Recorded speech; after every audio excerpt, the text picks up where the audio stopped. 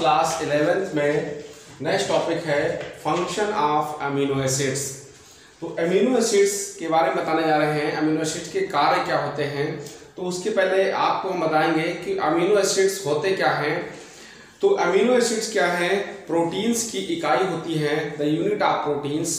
Protein के बहुत बड़े बड़े से अणु होते हैं और उनके ये अमीनो एसिड्स शाखित और अशाखित जो श्रृंखलाएं होती हैं और उसके बहुलक होते हैं, तो इसको हम अमीनो एसिड्स कहते हैं। अमीनो एसिड्स क्या होते हैं? प्रोटीन्स की एक लकी इकाइयाँ होती हैं, मानी मोनोमियर यूनिट्स होते हैं।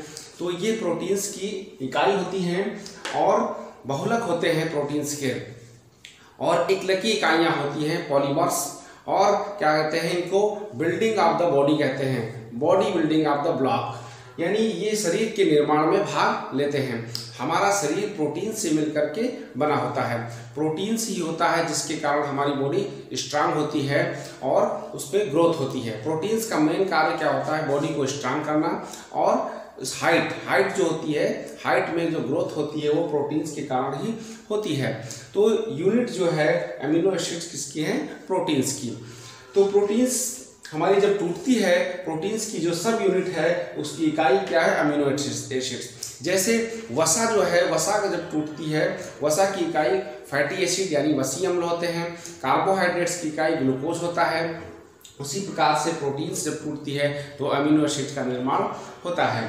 तो अमीनो एसिड्स हमारी बॉडी में बॉडी के निर्माण का कार्य करते हैं। बिल्डिंग यानी जैसे घर बनता है, घर में मेन क्या होता है? सीमेंट होता है। सीमेंट के द्वारा ही जो मसाला होता है और उसका जो कंपोजिशन होता है, फिर जाकर के ईंटों से उसको चिपकाते हैं। तो इस प्रकार से क्या होता है? सीमेंट का कार्य यहाँ पर अमीनो एसिड्स करता है हमारी बॉडी में।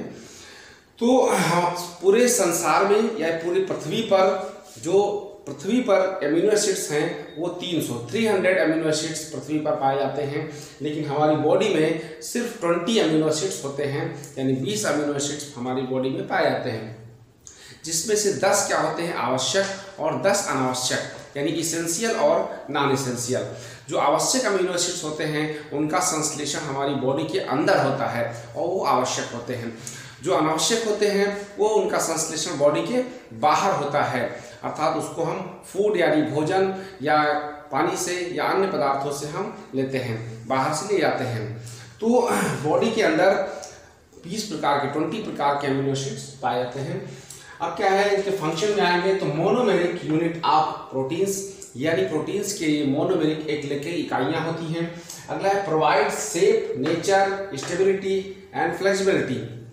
हमारी बॉडी को शेप्स यानी आकृति प्रदान करते हैं, नेचर यानी उसकी प्रकृति, हमारी बॉडी के अंदर जो रासायनिक क्रियाएं होती हैं, जो प्रोटीन है उसका नेचर क्या है, और स्टेबिलिटी मतलब स्थिरता, बॉडी को स्थिरता यानी स्ट्रांगनेस और स्टेबिलिटी प्रदान करते हैं। फ्लेक्सिबिलिटी मतलब लचीलापन, बॉडी में जो लचीलापन होता है इसको हम फ्लेक्सिबिलिटी कहते हैं। तो ये सारा कार्य प्रोटीन्स के द्वारा होता है। कुछ प्रोटीन्स होते हैं elastic proteins, collagen proteins, elastic protein जो लचीली होती हैं। अगला है balance the acid base after giving H ions.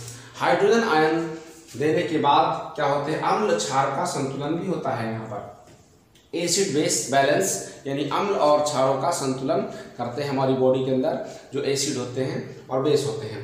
Provide the energy after deamination. Deamination मतलब अमीनो हरण, यानी जो अमीनो ग्रुप्स है उसको प्रोटीन से हटा दिया जाए, अलग कर दिया जाता है।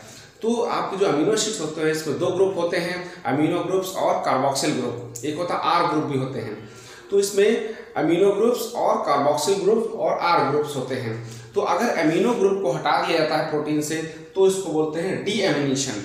डीएमिनेशन मतलब प्रोटीन को बेकार करना, निरर्थक प्रोटीन्स जिसको कहते हैं, इसको बोलते हैं डीएमिनेशन। तो प्रोवाइड एनर्जी, जब एनर्जी कब मिलेगी? जब डीएमिनेशन की प्रक्रिया होगी।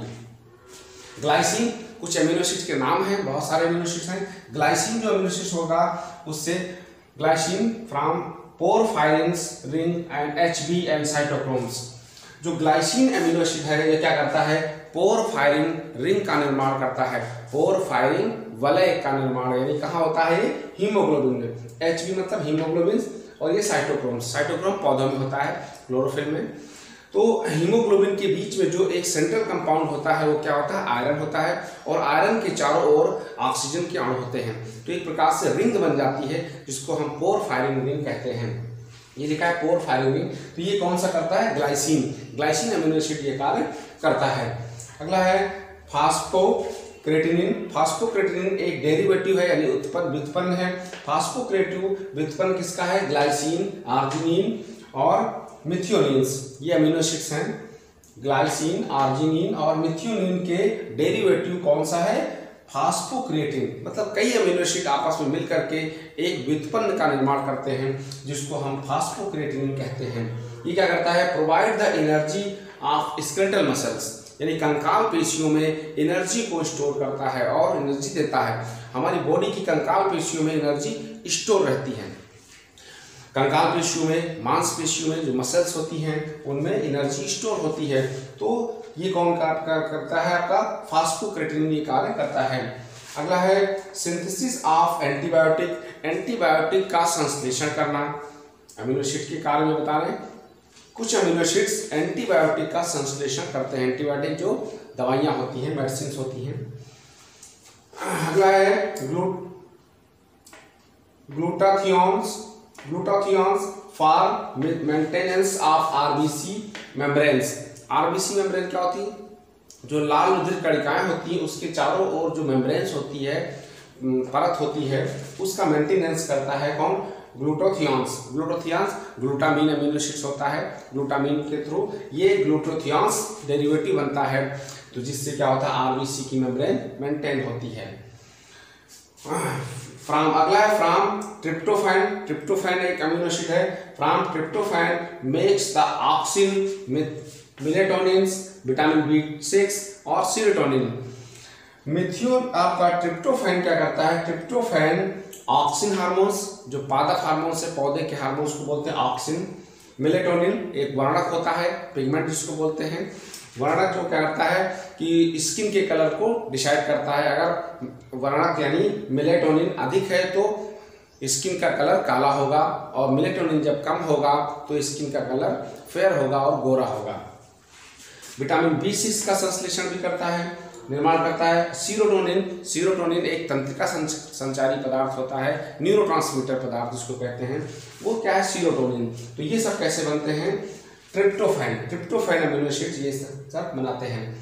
अगला है फ्रॉम टायरोसिन अमीनो एसिड से क्या बनता है, थायरॉक्सिन हार्मोन्स होता है। एपिनेफ्रिन भी हार्मोन्स होता है। तो थायरॉक्सिन और एपिनेफ्रिन ये दो हार्मोन्स होते हैं। डोपामीन क्या है, तंत्रिका संचारी पदार्थ है, न्यूरोट्रांसमीटर।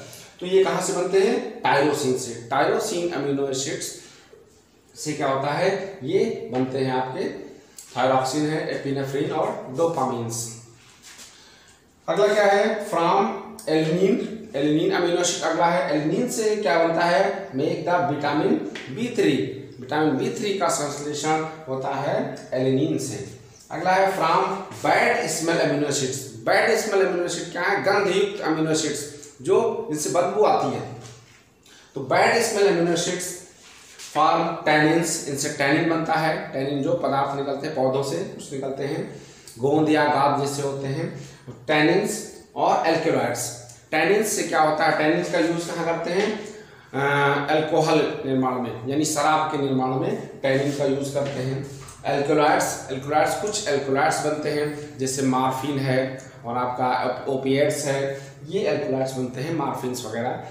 तो इस प्रकार से ये अमीनो एसिड्स के कार्य थे, और क्या क्या अमीनो एसिड्स का काम होता है हमारी बॉडी में, क्या क्या करते हैं।